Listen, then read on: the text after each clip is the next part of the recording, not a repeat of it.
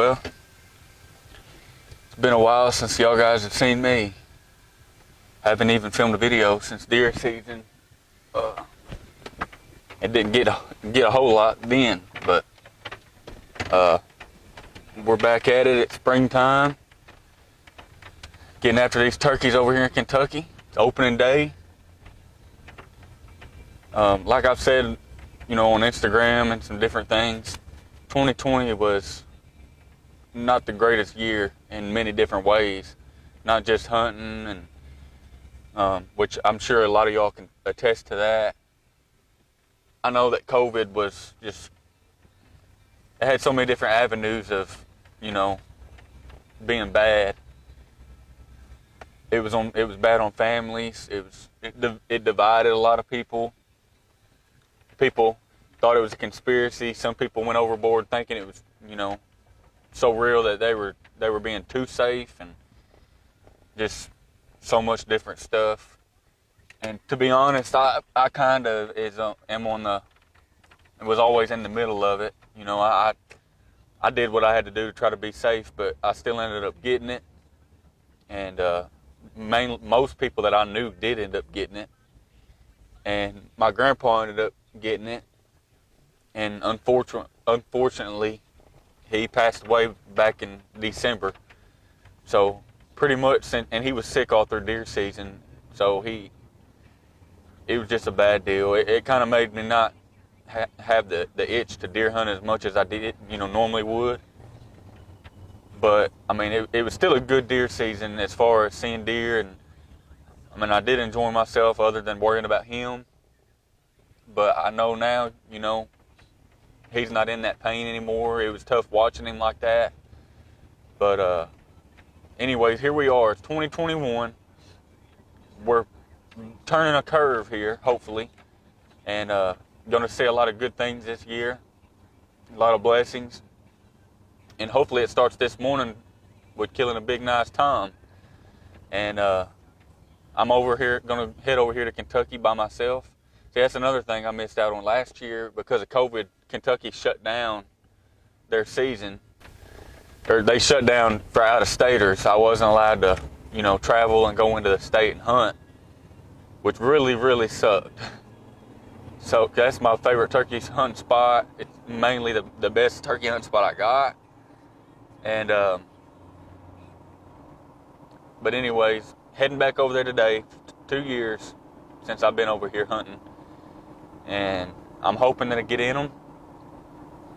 I hadn't done any scouting, haven't been over here or done anything beforehand, and unfortunately, speaking of that, about my grandpa and stuff, I just recently lost my uncle, my great uncle that lives over here that I hunt, on his property, him and my aunt.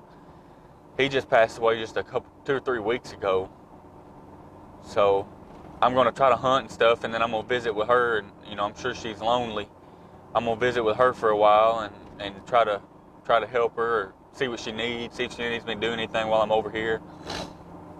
They've always been really, really good to me. And I want to try to do my best to return the favor and do anything that I can to help her. But I hope I get over here and get in some turkeys. It'd be nice I'm going to set up at a spot where I've known they've been in the past, and they like to use this fence gap. But I'm mainly just going to sit there and listen. And if they're somewhere else, I may have to make a move. But there's a good chance that I don't have to. That's really the main spot they like to use. So, anyways, I'm heading out. I'll be there here in about an hour. It's 4:37 right now, so I should get there in plenty of time. And Lord willing, we'll get on some turkeys. I'll see you out in the field. I don't know how good you can see me. It's still pretty early, but I'm starting to get some gobbling out here. It ended up not being a perfect morning because it's been raining. But I think that's actually going to be...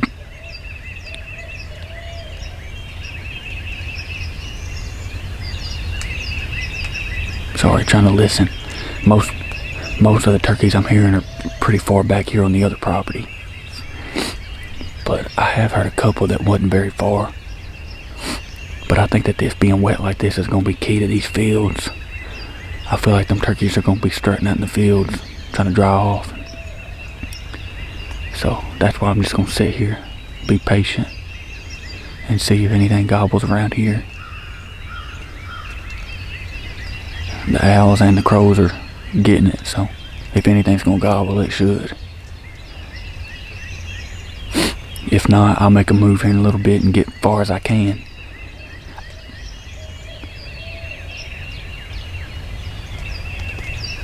I thought I heard one across the road a few minutes ago. About over there where I killed mine a couple years ago. But I'm not for sure. But I'm gonna sit here and be patient. Keep listening.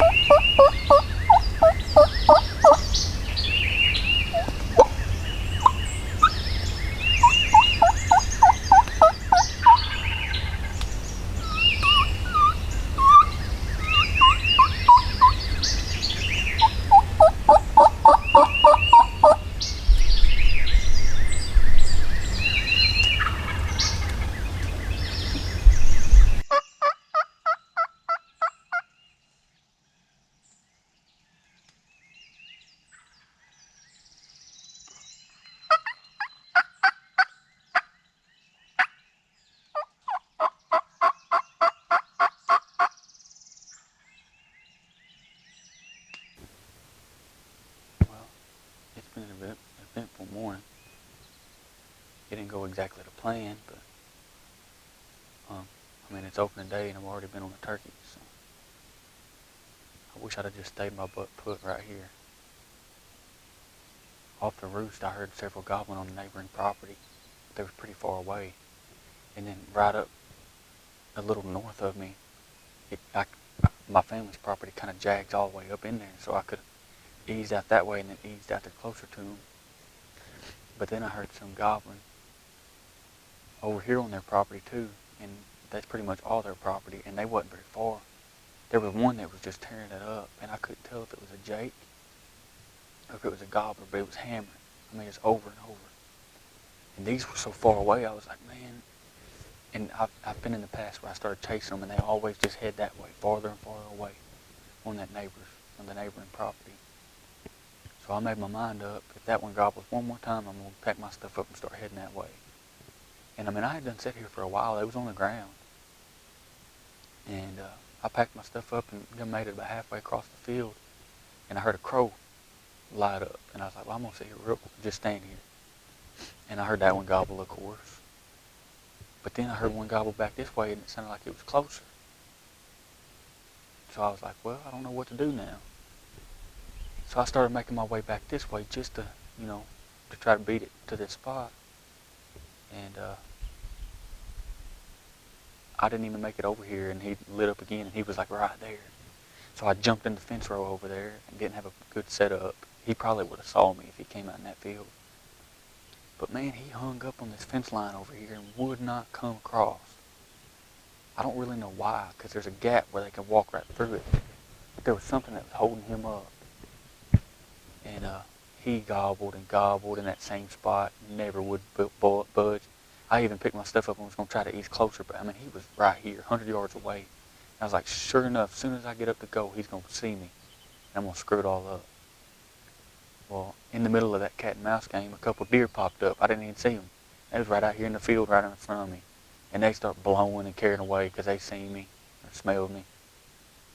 And he gobbled once or twice after that. But then they blew one more time, and he shut up, never heard him again. And then they've all shut up since then. I thought I heard one far away out there. It might have been him. And I was going to ease down that property line and kind of listen back in there, but then I heard somebody calling. I don't know who that is. If they were like right on the edge, either on our property or the neighbors. But so I backed out and just came back over here and just gonna set up in this spot. I know they like to strut in these fields, and it's kind of a quiet morning. Wind ain't too heavy, and I got crows cawing everywhere. So either one's gonna pop up in this field or gonna gobble and let me know where they're at. So I'm just gonna sit here a while and hopefully something strikes up.